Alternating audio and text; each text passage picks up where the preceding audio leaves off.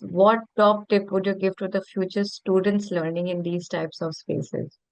Be engaged, right? Be curious. If you don't read, so for instance, if you don't read the case before coming into class, even Mm-hmm. if I want to give my 100%, I want you to succeed as a student. I cannot do anything if you don't know what the case is about. So active learning requires a lot of work from the lecturer, but also from the students a lot of times. So Mm-hmm. if, for instance, in group-based projects, a lot of students will wait till the midpoint check-in to even start the project.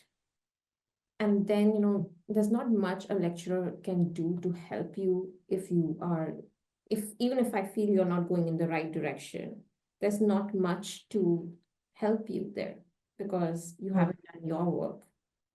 So if you want to drive the most out of these learning experiences as a student, you have to be well prepared. If it's a case-based learning thing, read the case.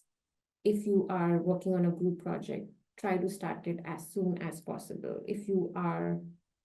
So for instance, if you are using a simulation, the students have to put in time and at least, be there, actively engaged, working on the simulation. If the student is not motivated, there's not much you can do as a lecturer. Mm-hmm. You can give your 100%, but the students need to put in their 100% as well. They do. And I think that's a great advice for students moving forward. They need to be engaged, they need to be prepared. I think that's the bare minimum.